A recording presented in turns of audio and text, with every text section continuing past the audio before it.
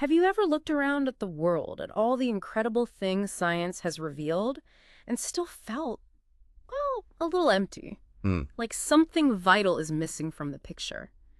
We live in an age where so much is explained by the cold, hard logic of, dead matter interacting in predictable ways. Right, the sort of clockwork universe idea almost. Exactly. And while that approach has given us remarkable technologies and a deep understanding of the physical universe, for many of us it can leave a gaping void, especially when we start asking about the big questions: consciousness, meaning, purpose, Hmm. or even just what it feels like to actually experience reality. I mean, how do we make sense of our inner world when the dominant view tells us only the outer material world is truly fundamental? That's a feeling many people resonate with, definitely. The philosophical stance you're touching on, it's often called materialism or physicalism. Mm-hmm.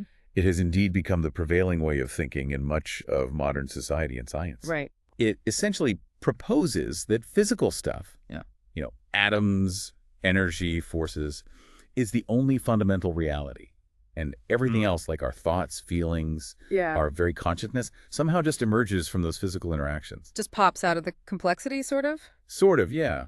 But as you rightly point out, this dominant view frequently struggles to answer those fundamental, deeply human questions. It almost seems like sometimes they're treated as not real problems or maybe just too complex for us to grasp yet. And that's exactly where our deep dive begins today. What happens when brilliant minds, individuals who are deeply rooted in both science and philosophy, decide to challenge this dominant narrative?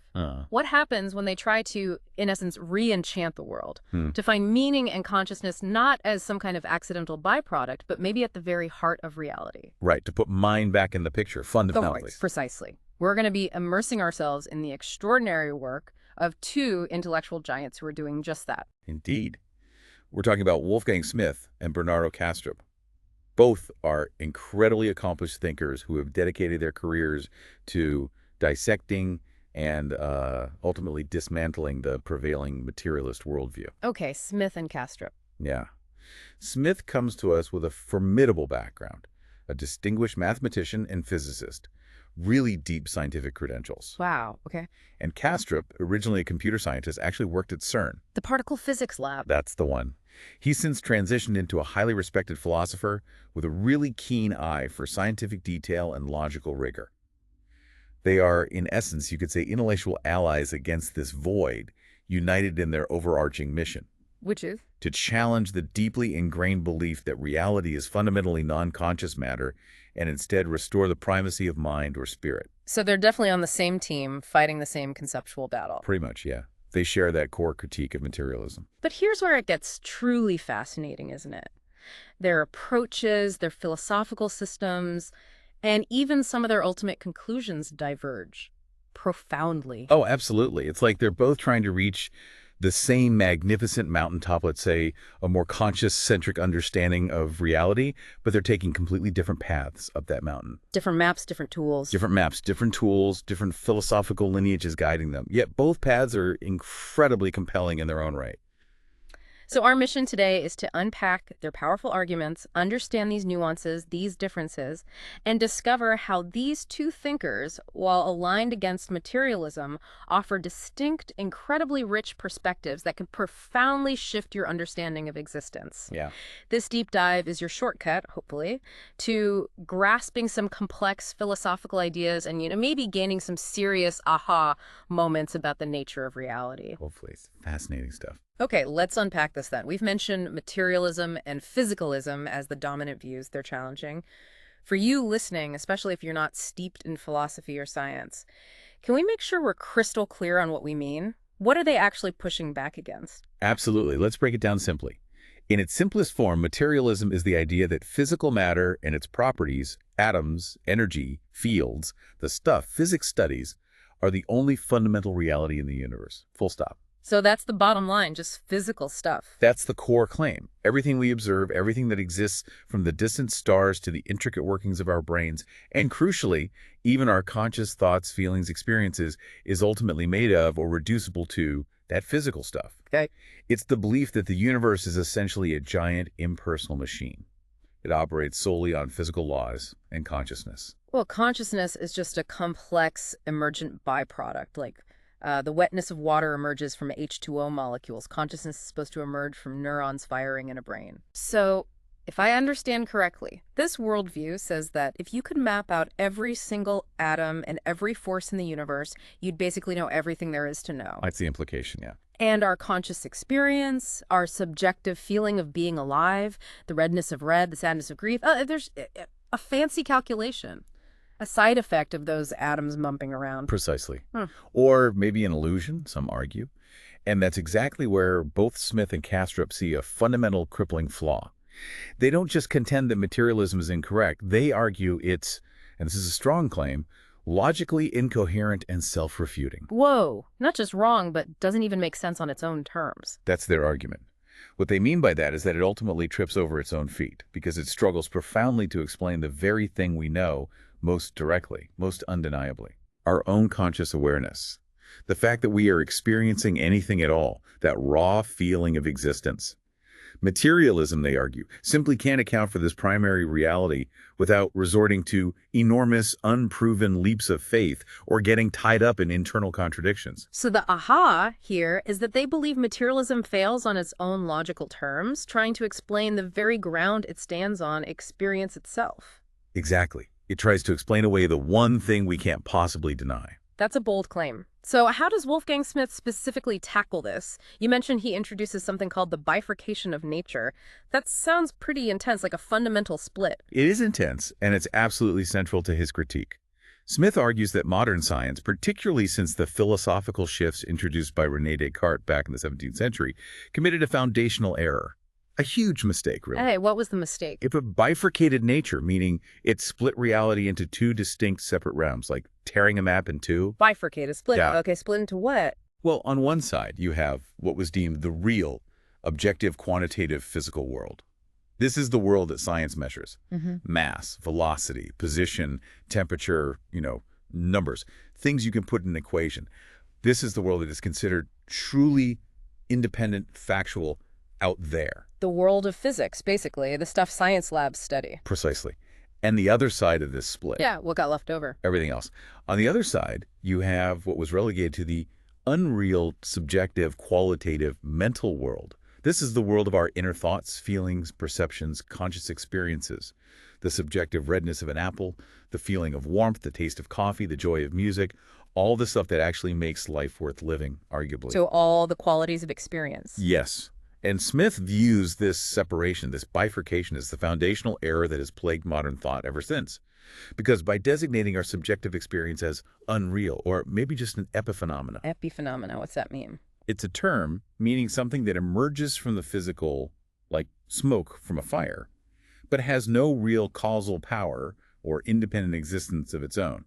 It's just along for the ride. Like the whistle. That's a great analogy, yeah. So by treating consciousness like that train whistle, materialism essentially leaves consciousness entirely out in the cold. It cannot explain why we have subjective experiences at all, given that the physical world is supposedly just dead matter bumping into other dead matter. It creates a gap you can't cross. Exactly. An unbridgeable gap between the objective, measurable world and our undeniable lived subjective experience.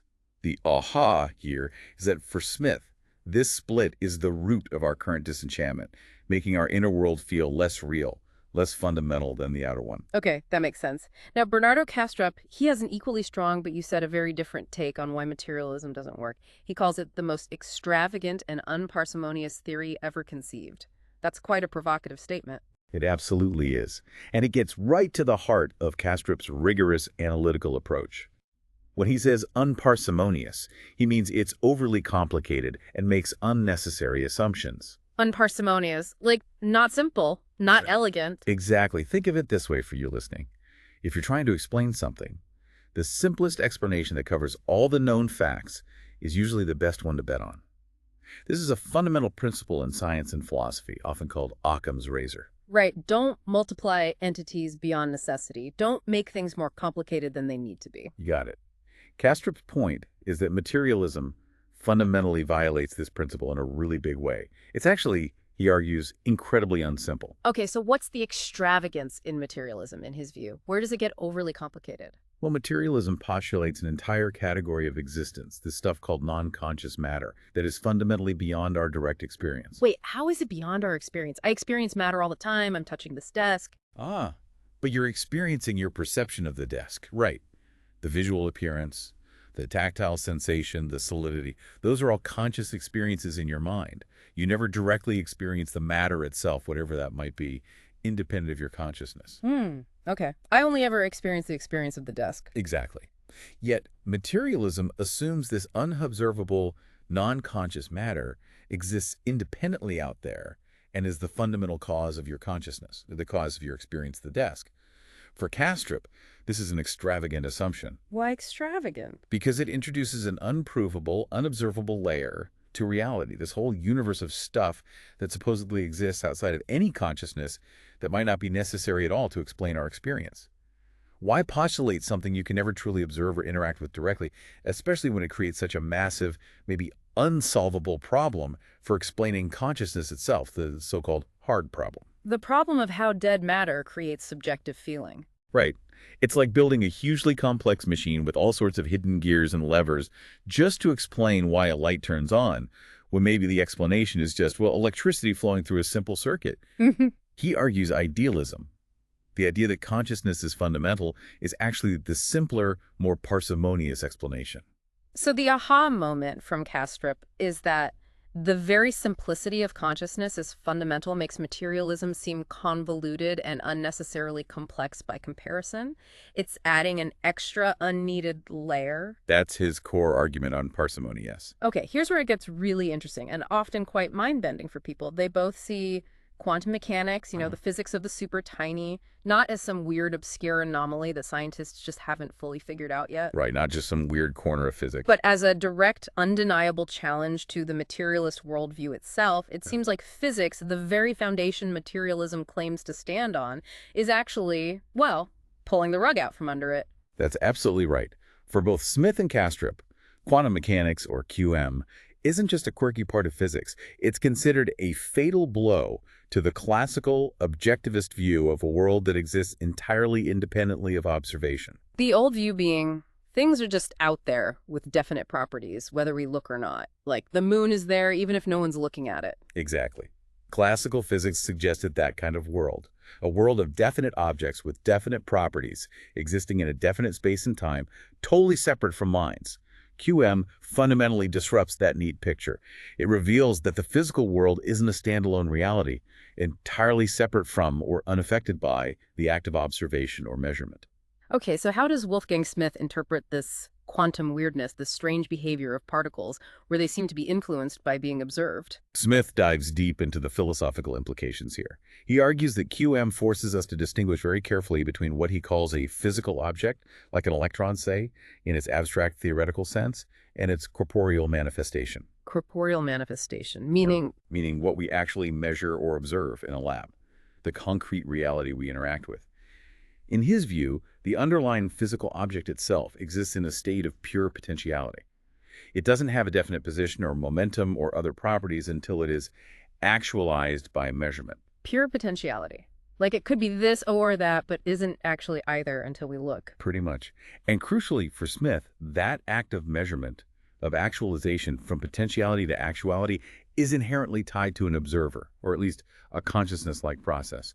It's not just a passive reading of what's already there. So before you observe it, it's just possibilities. You used the analogy earlier, like a dice that hasn't been rolled yet. All numbers are equally possible until it lands and shows a definite face. That's a great way to think about it. Before the roll, the die isn't a 3 or a 6. It's a potentiality for any number on its faces. The act of measurement or observation is like the roll that collapses that cloud of potentiality into a definite actual outcome. Wow. For Smith, this means the physical world as we experience it isn't just there in a fixed objective way, independent of us. Its definite existence, its corporeal manifestation is brought forth or actualized through an interaction that inherently involves consciousness or the observer. So the aha here is that for Smith, quantum mechanics demonstrates that our conscious interaction isn't just passively observing reality, but actually helping to define it, to bring it from potential to actual. That's a good summary of his interpretation, yes. It gives the observer a participatory role. And Kastrup takes this quantum weirdness, this indeterminacy, things being in multiple states at once, and spins it into his own distinct argument for idealism, doesn't he? He does, in a very direct way. Yep. Kastrup interprets quantum phenomena like indeterminacy, superposition, and entanglement, not as weird problems for reality, but as natural properties of a fundamentally mental reality. Okay, let's quickly break those down super simply for you listening. Indeterminacy. Particles don't have definite properties until measured. Like Smith said, potentiality. Superposition. They can effectively be in multiple states or places at once, simultaneously. Like being both here and there until you look. And entanglement. The really spooky one. Yeah, spooky action at a distance, as Einstein famously called it. Two particles can be linked instantly, no matter how far apart they are. If you measure one, you instantly know something about the other, faster than light could travel between them. Okay, so for materialism, these things are baffling, right? How can a solid bit of matter be in two places? How can they talk instantly across the galaxy? Exactly. If reality is just a collection of independent, solid little bits of matter obeying local laws, these phenomena become inexplicable absurdities, as Kastrup might put it. They just don't make sense within that framework. Physicists have mathematical models, sure, but the interpretation, what it means for reality, is where the trouble lies for materialism. But for Kastrup, if reality is fundamentally mental, Then these things start to look, well, almost natural, expected even. Think about your own mind, your own thoughts. Can't a thought be ambiguous, indeterminate before you focus on it? Can't you hold contradictory ideas in mind at once, a kind of mental superposition? Aren't different thoughts deeply interconnected, sometimes in non-local ways, within the single field of your consciousness? That's an interesting way to think about it, like comparing it to the properties of our own mental space. Right. Kastrup argues that if the universe itself is a grand field of consciousness, a mind at large, then phenomena like superposition and entanglement are exactly what you might expect from a fluid, interconnected, subjective reality rather than a rigid, objective material one. They fit perfectly. It's like saying that the weird logic of dreams doesn't make sense if you assume reality is only waking, physical life. But if you accept that reality can be mental, like in a dream, then dream logic makes perfect sense within that context. That's a fantastic analogy, yes. The aha here is that for Kastrup, quantum mechanics isn't just weird, it's actually positive evidence for idealism. It behaves the way a mental reality should behave. So for you, listening right now, this raises a profound question.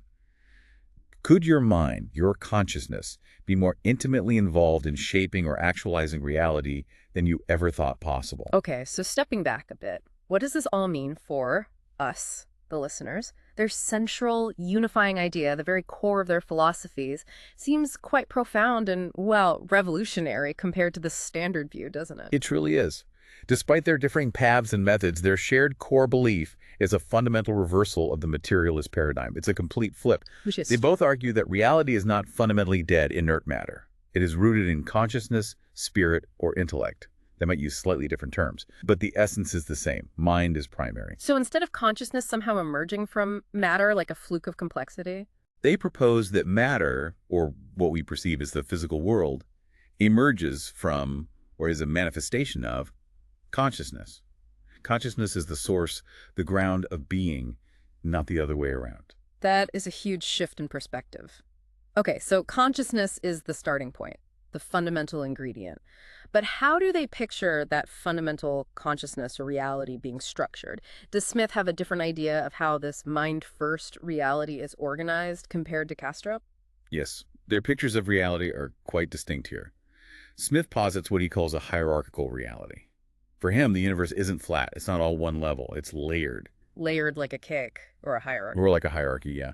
He argues the intelligible or spiritual realm is metaphysically prior to the physical world. Okay, metaphysically prior. That sounds technical. Can you break that down for us? What does that mean in simple terms? It simply means it's more fundamental, more primary. It's the source from which the physical derives its existence and its form, its very nature. Think of it like this. A complex computer program is metaphysically prior to the images you see on your screen.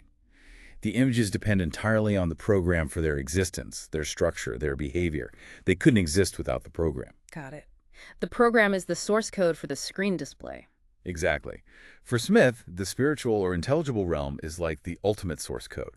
It's the realm of pure forms, perfect archetypes, the ultimate source of meaning, form, and order. And the physical world we experience is a downstream reflection or manifestation of that higher reality. It's a universe imbued with meaning and structure from above. So a layered structure of reality with consciousness or spirit at the very top, providing the blueprint and the being for everything below. How does Kastrup's view compare to that? You mentioned earlier his view is monistic. Right. Kastrup offers a contrasting monistic reality. Monistic, again, for those unfamiliar, means there's only one fundamental substance, just one stuff. Not layers of different kinds of stuff. Nope. For Kastrup, that single, all-encompassing substance is consciousness itself, which he often refers to as mind at large, or universal consciousness. The key difference from Smith is that the physical world, for Kastrup, is not a separate, lower realm in a hierarchy. So what is it then if it's not a lower layer? Instead, it is merely what transpersonal mental processes look like from our dissociated perspective. Okay, dissociated perspective. That's a powerful idea. We touched on it briefly, but can you give us a simple analogy for what that means for our individual consciousnesses? How are we dissociated? Sure. Imagine a large flowing stream of water. That's mind at large, the universal consciousness, the one substance. Now imagine a small, tight whirlpool forming in that stream. Okay, I could picture that. That whirlpool, to itself, from its own inside perspective, feels like a distinct, separate entity, right? It has its own internal dynamics, its own experiences. Maybe it even forgets it's just a pattern in the larger stream. Yeah, it feels like me, the whirlpool, separate from the rest of the water. Exactly. But from the perspective of the entire stream, it's just a localized phenomenon within the larger flow. Our individual consciousnesses, for Kastrup, are like those dissociated whirlpools within the vast stream of mind at large. We are localized segments of its experience. So the physical world, then, is? The physical world is not a separate underlying reality, but rather an appearance, an extrinsic manifestation of the internal processes of this universal mind. Just as your own internal thoughts or feelings can manifest externally as visible actions, or words, or maybe even blushing, the internal thoughts of mind at large manifest externally as what we perceive as the physical universe, as what thinking looks like from the outside. Wow, so the physical world isn't separate from mind at all. It's just mind seen from a certain angle from the outside of these whirlpools. That's the core idea. The aha here is that the physical world isn't a different kind of reality, just a different perspective on the one mental reality. So, for you listening, how does this fundamentally change your view of your own mind and its connection to everything else? In Smith's view, you're part of a grand hierarchy, connected vertically to a higher, more fundamental realm, almost a divine source. In Kastrup's view, you're literally a piece of the fundamental reality itself, a distinct experience within a greater consciousness, like a wave in the ocean. Exactly. Two very different yet equally profound ways of seeing our place in the cosmos. And beyond their shared positive claim about the primacy of mind, they also share a powerful critique of something related but distinct. Scientism. Right, you mentioned this earlier. Beyond science itself, they critique scientism. What's the difference? Isn't science just, well, science? That can be a confusing distinction for many people. It's a really crucial distinction they both make, and it's one that often gets muddied in public discourse. They draw a very sharp line between legitimate science and scientism. Okay, what's legitimate science in their view? Legitimate science, as they see it, is a powerful and incredibly valuable method of inquiry. It's a systematic way of observing, experimenting, building models, testing hypotheses to understand the physical world, the how of things. It has given us incredible insights and technologies, everything from modern medicine to smartphones to space travel, and they deeply respect that process and its achievements. They aren't anti-science. Okay, that's important. They're not bashing science itself, but scientism is something else entirely, something problematic. Yes, scientism is not the method, it's the philosophical belief, the ideology, almost that science is the only valid source of knowledge about reality. Full stop. The only way to truth. Essentially, yes. Yeah. It's the idea that if something can't be measured, quantified, objectively observed, or explained by the scientific method, then it's either not real, doesn't exist, isn't meaningful, or isn't worth knowing. It puts science on a pedestal as the sole arbiter of all reality and all truth. And they argue that's going too far. They argue that scientism has illegitimately claimed to have solved metaphysical questions that are outside its domain. Essentially, it oversteps its boundaries. Science is a fantastic tool for its specific job, but scientism tries to use that tool for jobs it was never designed for.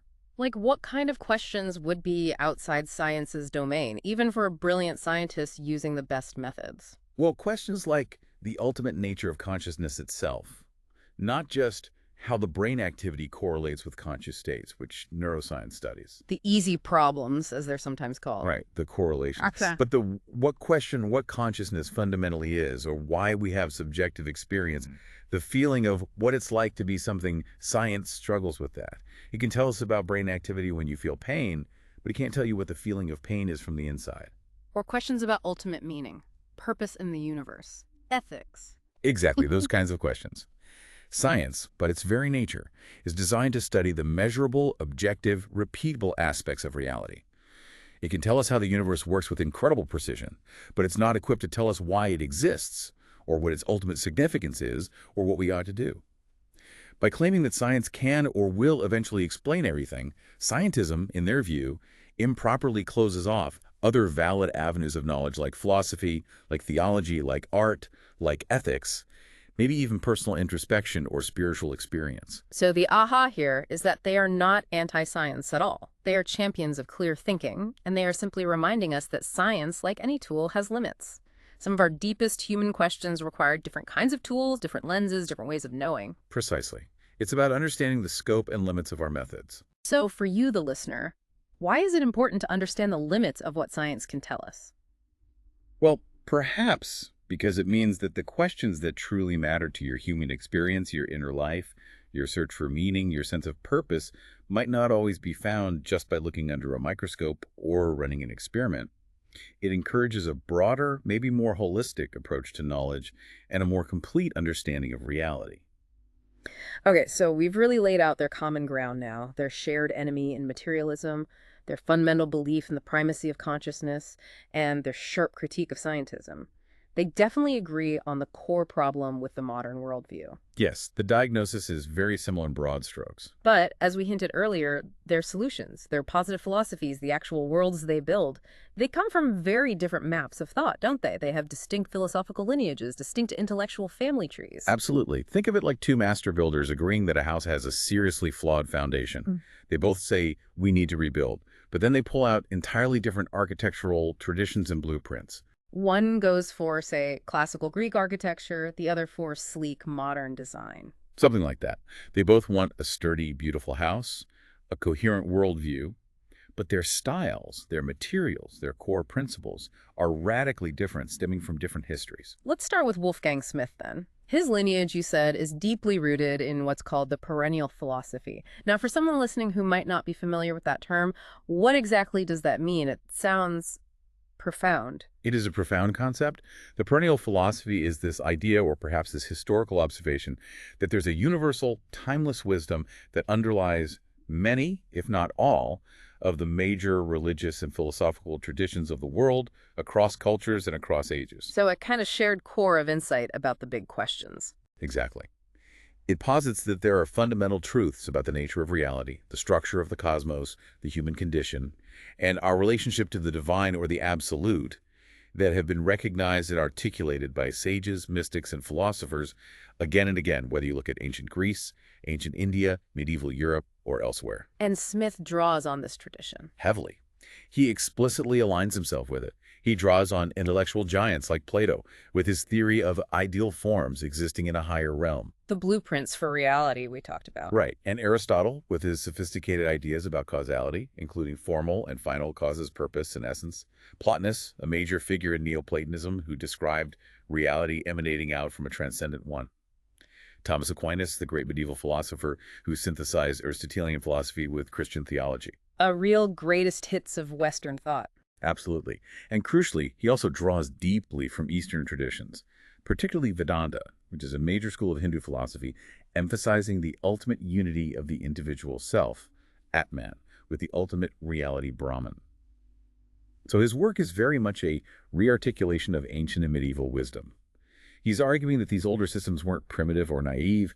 They actually offered a more complete and coherent picture of reality than modern materialist thought, which he sees as having tragically lost or forgotten vital pieces of knowledge, especially about the higher dimensions of being. So for Smith, it's not about inventing something new, but about recovering and reconnecting with a profound, unified wisdom that has always been there, just perhaps obscured by modern assumptions and a scientific worldview that narrowed its focus too much. It implies a deep continuity of profound insights across millennia. Exactly right. He's pulling from a deep, ancient well of established, coherent thought. He believes the answers to our modern dilemmas, our sense of meaninglessness, the problems interpreting science can be found by rediscovering and correctly understanding these time-tested insights, rather than trying to invent entirely new metaphysical systems from scratch based only on recent findings. Okay, that's a clear picture of Smith's traditional roots. Now, contrast this with Bernardo Kastrup. His approach is what he calls analytic idealism. Yes, and it signals a very different approach. And his lineage and methodology are quite different, as you said. From the sound of analytic, I'm guessing it's much more about rigorous logic and modern philosophical methods. Spot on. Kastrup is definitely influenced by earlier idealists, like the German philosopher Arthur Schopenhauer, who famously argued reality is fundamentally will and representation, a kind of mental reality. But Kastrup very deliberately uses the rigorous, precise methods of modern analytic philosophy. Which is known for. Analytic philosophy emerged mainly in the English-speaking world in the 20th century and really emphasizes clarity of language, logical consistency, step-by-step argumentation, and often a close relationship with scientific findings. It's less about grand, sweeping systems inspired by tradition and more about careful, detailed analysis. So Kastrup uses these modern tools. Yes, his methodology is built explicitly on logic, parsimony, Occam's razor, as we discussed, the simplest explanation is best, and empirical inference. Unlike Smith, who starts with established metaphysical principles derived from tradition, Kastrup begins with our most undeniable empirical starting point, consciousness itself, the raw data of experience. The given of experience. The given. And then from that starting point, he uses strict logical reasoning, always seeking the simplest explanation that covers all the facts, and drawing inferences from empirical data, particularly from cutting-edge physics like and neuroscience, like studies on brain damage or altered states, to construct his model of reality. He's not looking primarily to a pre-existing tradition for his answers. He's building his case, brick by logical brick, from observable data and demanding logical consistency, trying to show that idealism is the most rational conclusion you can reach from that evidence. So if Smith is starting from a profound ancient tradition and showing how modern observations fit beautifully into it, Kastrup is building his argument up from modern observations and applying rigorous logic to arrive at idealism as the most coherent explanation. They both end up championing mind over matter, but through very different intellectual journeys. Precisely. And these different lineages, these different ways of building their arguments, naturally lead to fundamentally different visions of reality itself. Right. So if they're coming from such different philosophical starting points and using such different methods, how do they actually describe what reality is? This is where their models really diverge in how they picture the cosmos, isn't it? This is truly the heart of their distinct contributions, yes. Smith, following his perennial philosophy roots, envisions, as we touched on, a hierarchical and tripartite reality. He sees the cosmos as composed of three distinct yet deeply integrated realms, arranged vertically, almost like levels of being, with the lower realms dependent on the higher ones. It's a universe with definite layers of existence, each with its own nature. Three realms. Okay, can you walk us through those again, maybe from top to bottom? Make it concrete for us. Sure. First, at the very top, the most fundamental level, is the intelligible or intellectual realm. Smith often uses the Greek term nous for this, meaning intellect or mind in its highest sense. This is the realm of pure forms, eternal ideas, the perfect archetypes of things. Think of it as the ultimate source of all patterns, structures, mathematical truths, and inherent meaning in the universe. It exists beyond space and time. It's where the perfect idea of a circle exists, the essence of circularity, before any physical circle is ever drawn or even conceived by a human mind. It's the ultimate wellspring of order and intelligence itself. So like a divine mind or a realm of pure blueprints for everything that exists, existing in a dimension that's purely mental or spiritual. That's a good way to grasp it, yes. Then beneath that, acting as a bridge, is the psychic or subtle realm. This is the intermediate realm, often associated with the soul, psyche in Greek.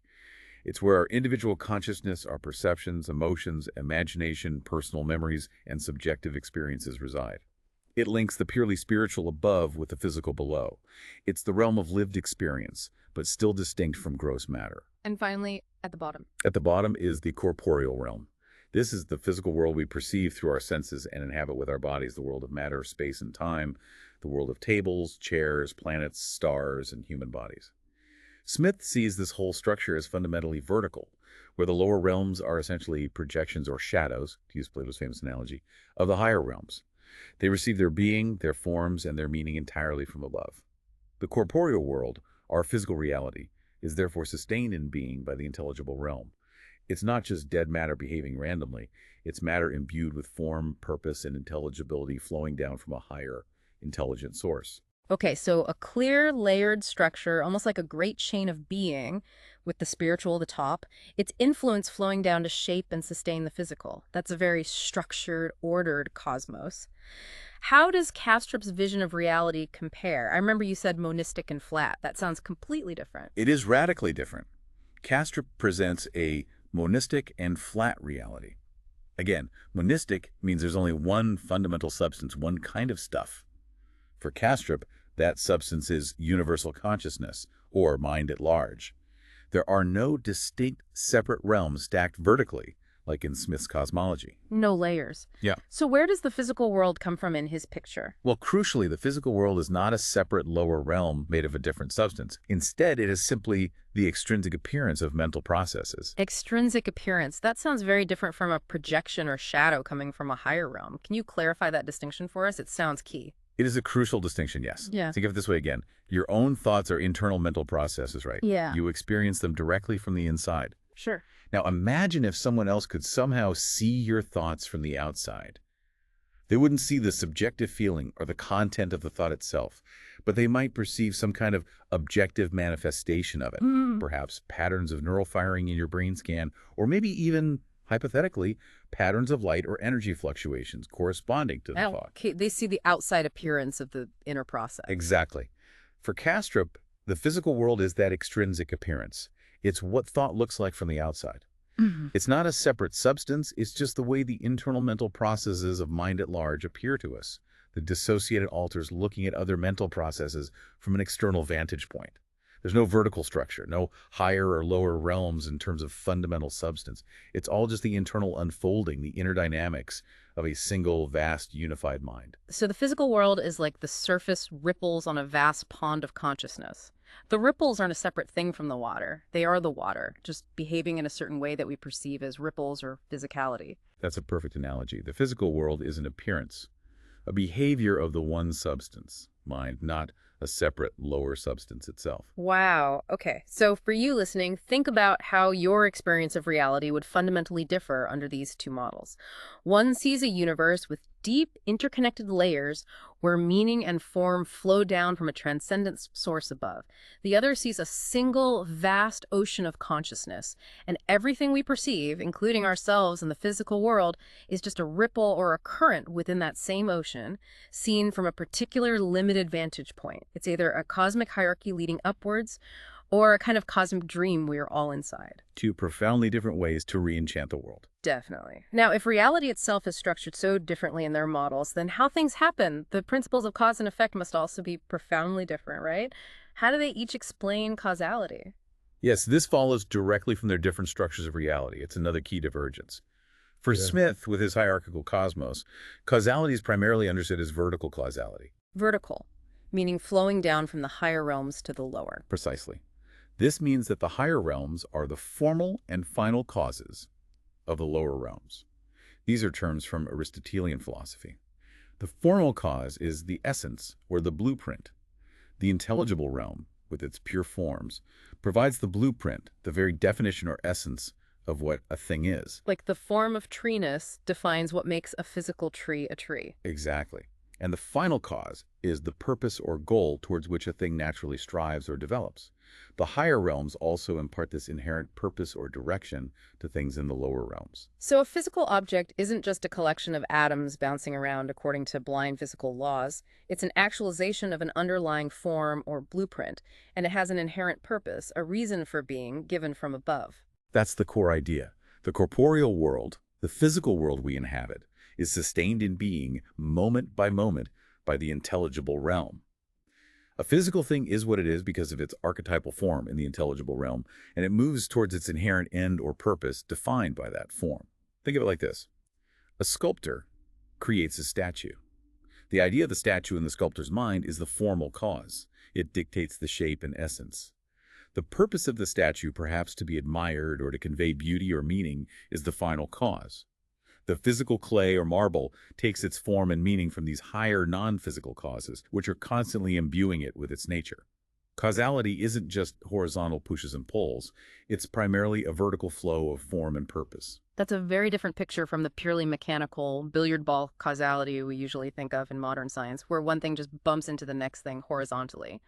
So how does Kastrup explain causality in his flat mental reality where everything is just consciousness unfolding? Where does order come from? Kastrup proposes mental causality, and importantly, it's entirely contained within consciousness. Since mind at large is the only substance, all causality must operate within that single vast field of mentation.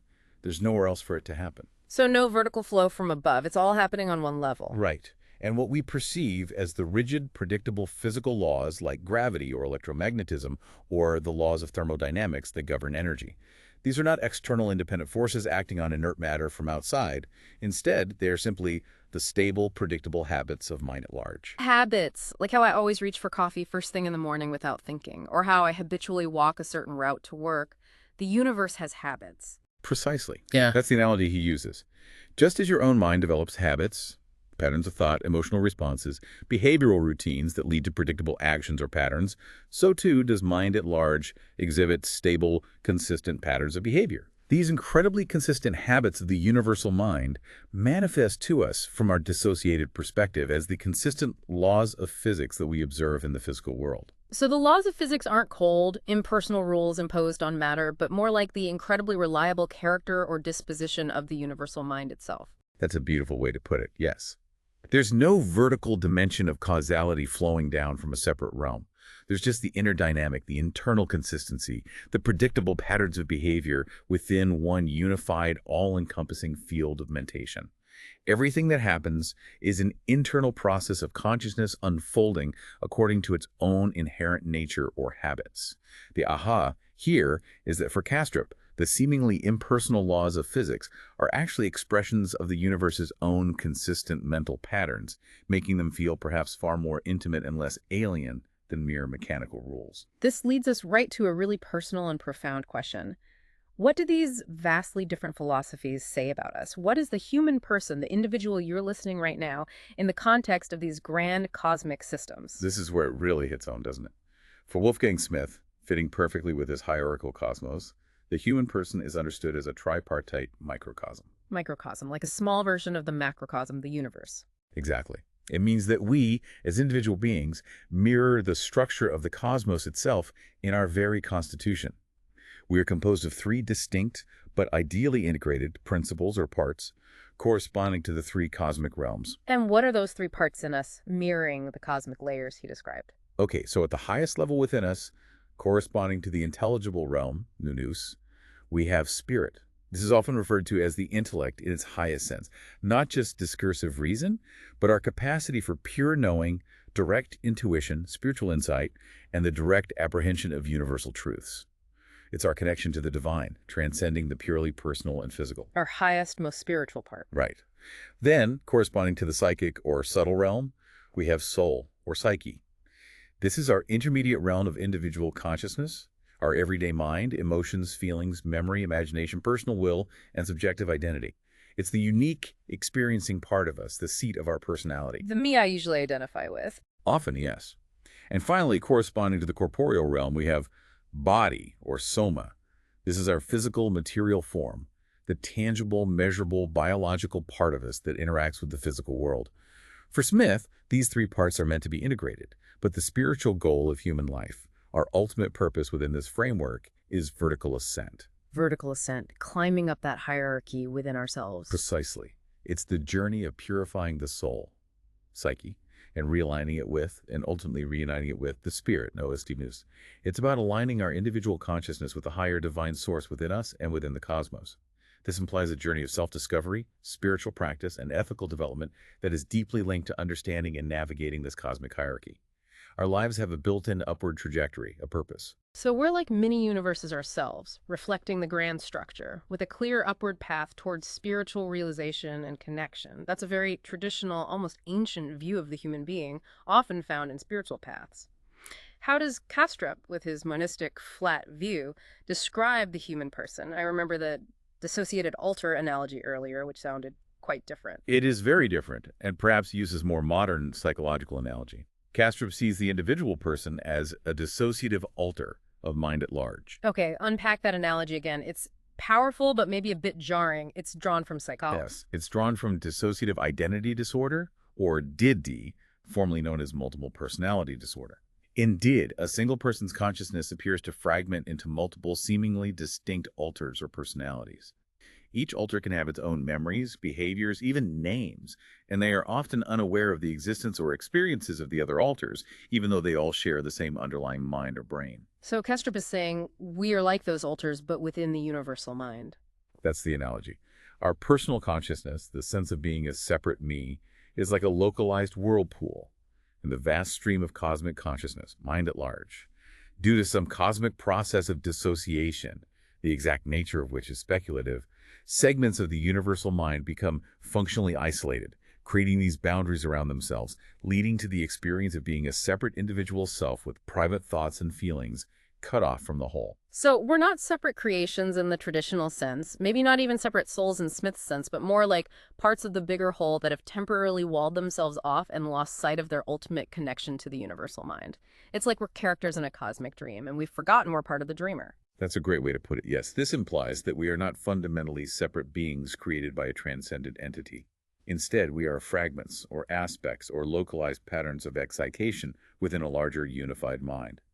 Our individual stream of consciousness is a segment or personality of this greater universal consciousness. We are not fundamentally distinct substances. We are differentiated patterns or experiences within the same underlying mental substance. Our individual lives are simply the experience of being the dissociated part, that whirlpool. And the implication then is maybe realizing our connection. The implication is that our sense of personal separation, while experientially real for us now, is ultimately a kind of illusion, a temporary constriction or dissociation from our true, boundless, universal nature as mind at large itself. The path might be less about ascent and more about dissolving the boundaries or remembering our true identity. Wow, that is a radically different feel for what it means to be human. So, for you listening, which view of your own nature feels more intuitive or compelling? Are you a layered microcosm containing spirit, soul, and body, embarked on a journey of vertical ascent towards a divine source? Or are you a dissociated fragment of a vast universal mind, a temporary whirlpool within a grand cosmic ocean, perhaps seeking to reconnect or awaken to your true, unified nature? Two very powerful self-images. This brings us, inevitably, to a major point of divergence, perhaps the most significant one for many listeners, especially those with religious backgrounds, their views on the ultimate reality itself, the absolute, what some might call God. How does Smith's traditional hierarchical view inform his understanding of the absolute? Is it the God many people are familiar with? Wolfgang Smith's framework is, as you might expect given his deep roots in the perennial philosophy and thinkers like Aquinas, explicitly theistic. His philosophy is not only fully compatible with, but actively points toward the God of classical theism. Okay, classical theism. For you listening, that generally refers to the traditional understanding of God as a transcendent, infinite, personal creator, distinct from his creation, right? Right. Like the God often described in major Abrahamic religions, Christianity, Judaism, Islam. Exactly. A God who exists apart from and prior to the universe he created, even while actively sustaining it and being intimately involved with it. For Smith, remember that highest realm, the intelligible or nemasis, the realm of pure forms?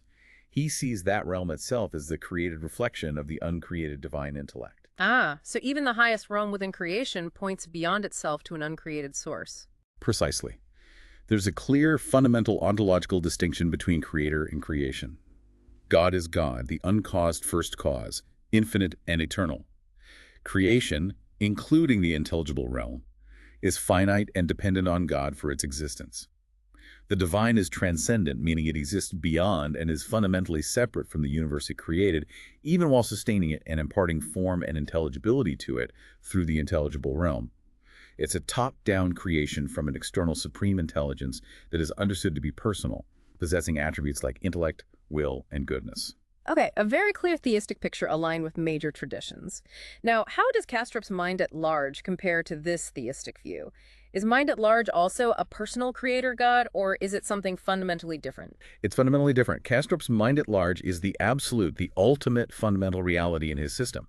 However, it's not a personal creator God in the traditional Abrahamic sense that Smith describes. His view is often described using terms like pantheistic or panentheistic. Okay, let's quickly define those for listeners. Pantheism. Pantheism is roughly the belief that God is everything and everything is God. The universe and God are identical. Divinity is wholly immanent within the cosmos. And panentheism. Panentheism is slightly different and perhaps closer to Kastrup's view. It holds that God is in everything and everything is in God, but God also transcends the universe.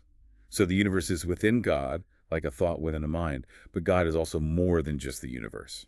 And Kastrup's dissociated fragments within it phrasing seems to lean towards panentheism, doesn't it? We are parts within the greater mind, but that mind is presumably more than just the sum of us dissociated fragments. That's right.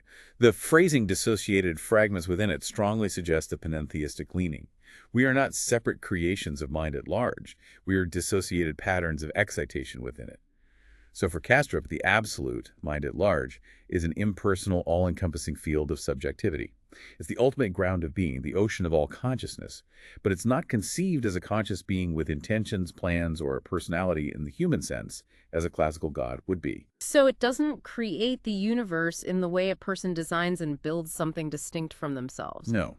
Instead, the universe, including ourselves, unfolds from within this universal mind, as an intrinsic process, like thoughts arising spontaneously within a mind. It's the universe experiencing itself subjectively through its dissociated alters. It's an impersonal ultimate reality, not a personal one. It's really important to emphasize here, again, for everyone listening, that neither of us, your hosts, are endorsing one view over the other. We are simply presenting the fascinating philosophical distinctions drawn from the source material, allowing you to explore these profound and very different ideas about the nature of ultimate reality. Okay, so we've explored what they believe, how they see reality structured, what they say about us as humans, and their differing views on the absolute or God. But how do they actually arrive at these profound, often counterintuitive conclusions? What's their methodology, their unique way of building knowledge and making their arguments? You touched on this with their lineages, but let's make it explicit.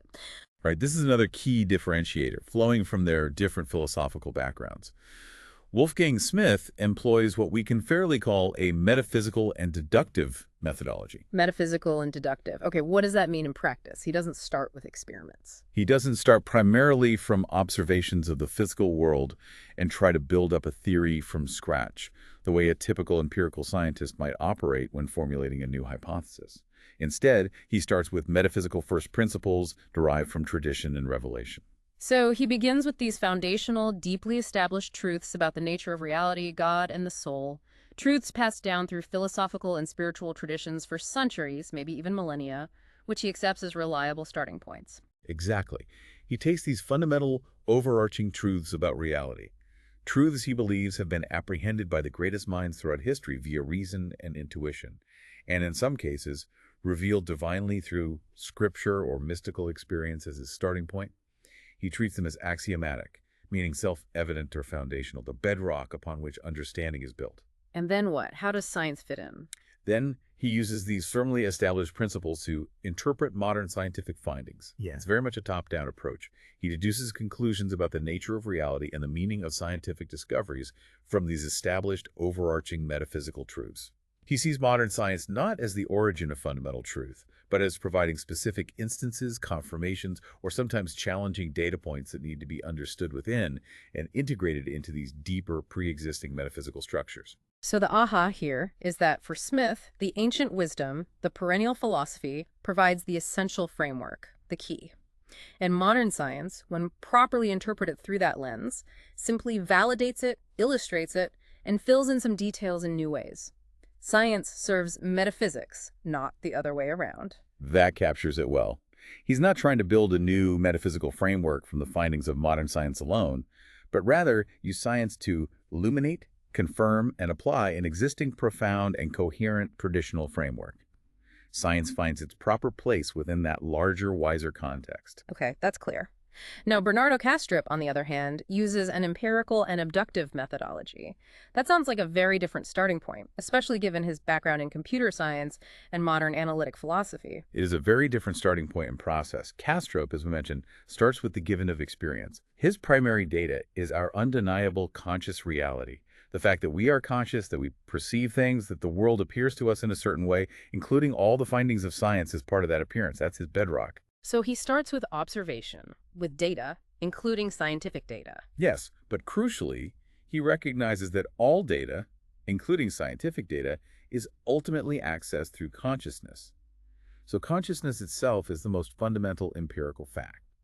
From this empirical starting point, the fact of experience, he then uses logic and inference to the best explanation, abduction, to build his case for idealism. Right, abduction. You explained this earlier. It's not strict deduction from principles or induction from lots of examples, but finding the best, simplest, most coherent explanation for all the observations we have. Like a detective solving a case. Exactly like a detective. Abduction starts with an observation or a surprising fact, or a whole set of facts, like the weirdness of quantum mechanics, the correlation between brain states and consciousness, the nature of subjective experience itself. And then it asks, what underlying theory or hypothesis, if it were true, would make the most sense of all these observations in the simplest, most elegant, most logically consistent way? And Kastrup argues that hypothesis is analytic idealism. Precisely. He argues that idealism, the theory that reality is fundamentally mental, is the most parsimonious and rational theory to account for all the data. He looks at everything we know from neuroscience, from physics, especially QM, from psychology, from reports of altered states, and from our everyday conscious experience, and he meticulously argues, step by logical step, that idealism provides a more coherent, more economical, and more explanatorily powerful framework than materialism or other alternatives.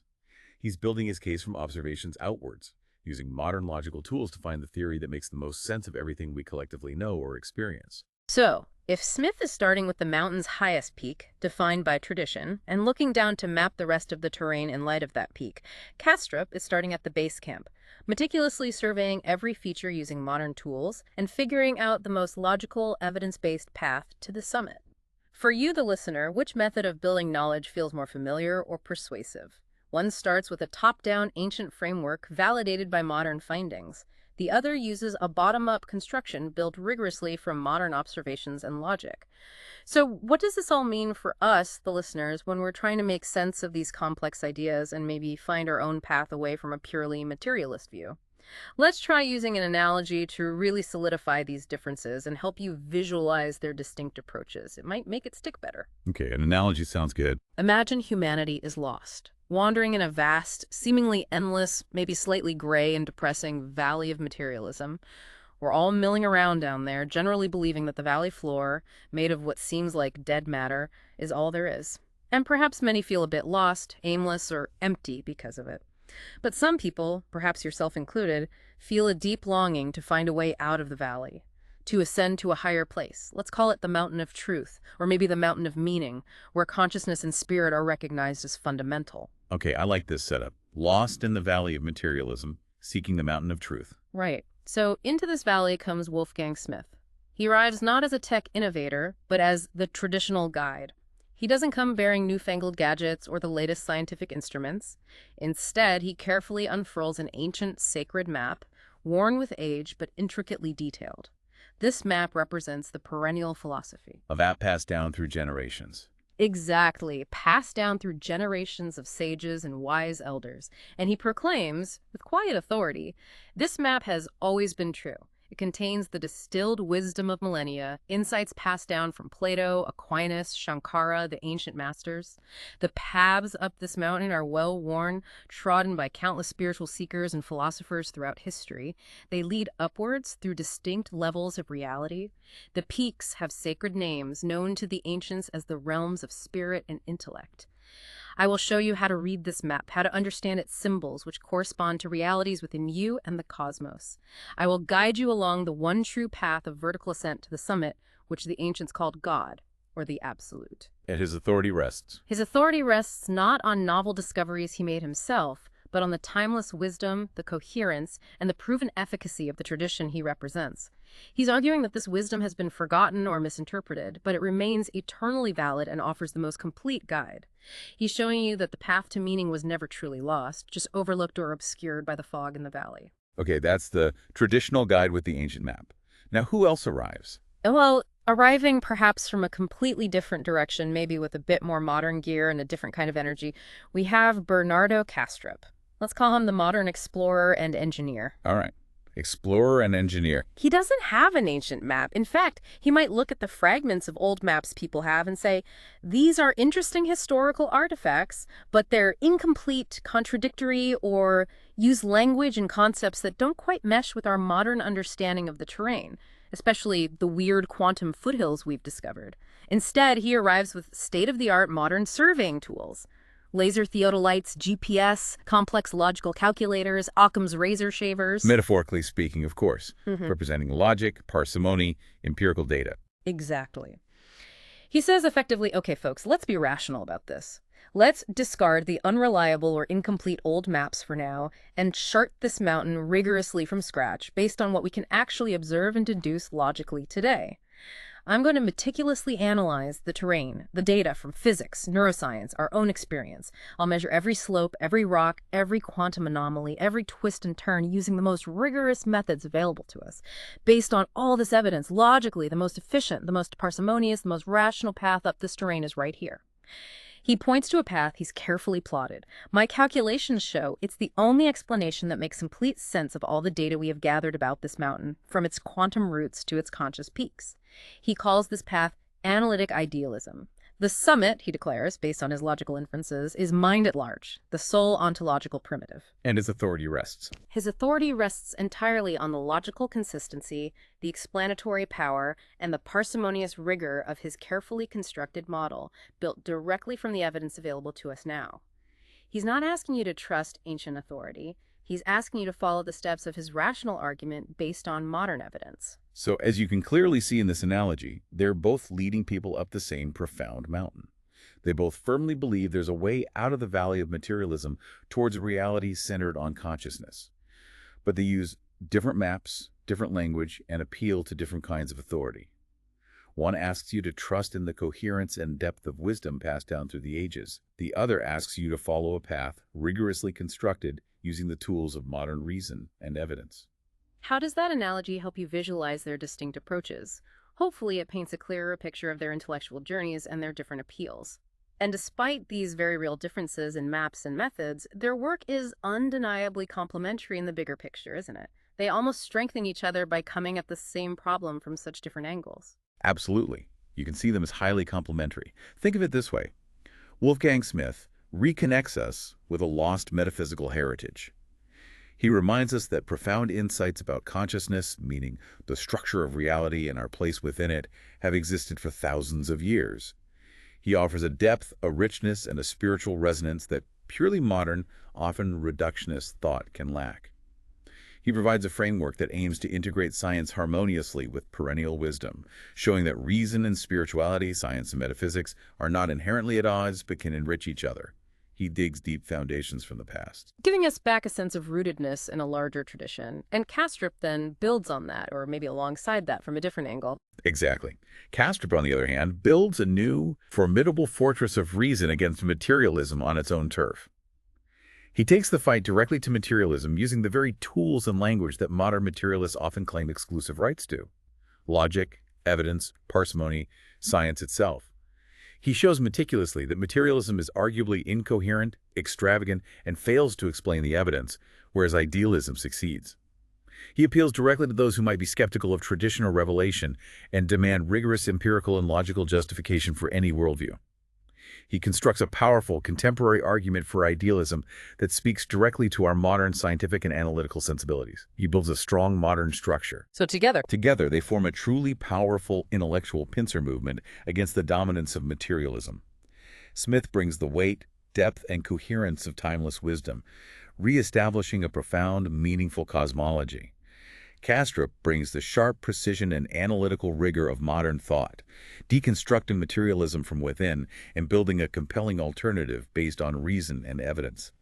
They offer a rich, multifaceted, and profoundly hopeful alternative to the often disenchanted modern worldview.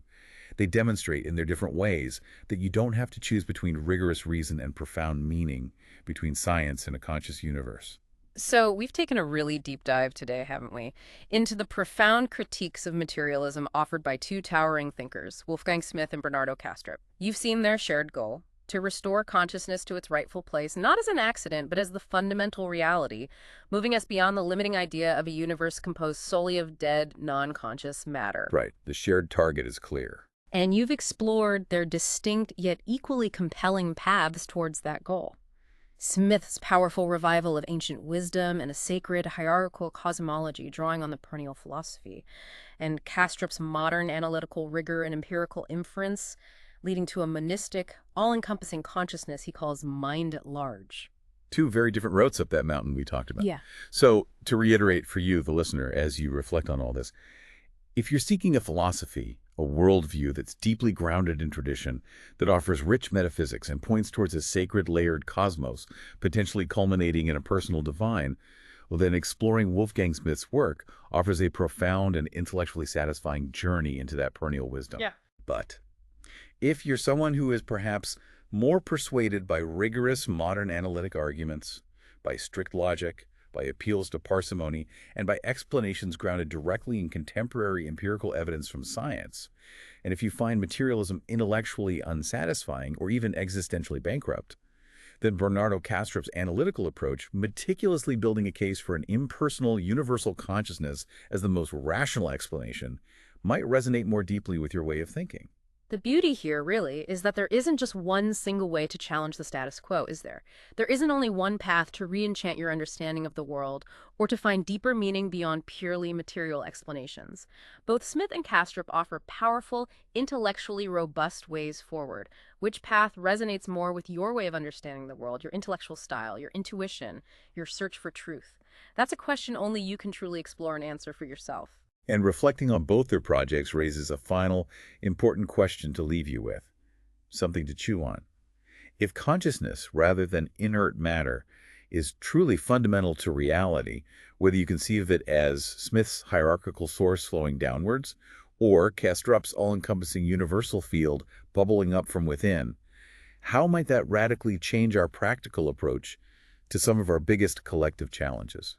How so? Give us an example. Well, imagine how differently we might approach environmental stewardship if we truly believe the entire living world isn't just a collection of resources or complex mechanisms, but is itself an expression of consciousness, perhaps even part of the same consciousness we participate in. Would that change how we treat it? That's a powerful thought. Or what about artificial intelligence? Exactly. How would our understanding and development of AI shift if consciousness isn't just an emergent property of complex computation that we might someday replicate, but something truly fundamental to existence itself? Could a machine ever be conscious in the way we are if consciousness isn't computational at its root? It reframes the entire debate. Or maybe consider this from another angle. If science continues to push the boundaries, as it inevitably will, and reveals even more weirdness about the physical world, with quantum mechanics just being the tip of the iceberg maybe, and new mysteries like dark matter and dark energy already challenging our most basic assumptions about what matter even is. Right. The universe keeps surprising us. What new maps, like Smith's traditional ones, or what new engineering tools, like Kastrup's analytical methods, might emerge in the future? What new philosophical frameworks will we need to truly understand the deep, interconnected, and perhaps fundamentally conscious nature of reality that science itself might be pointing towards? We hope this deep dive has given you not just answers, but maybe even better questions and a whole new way to look at the universe and your own extraordinary conscious place within it.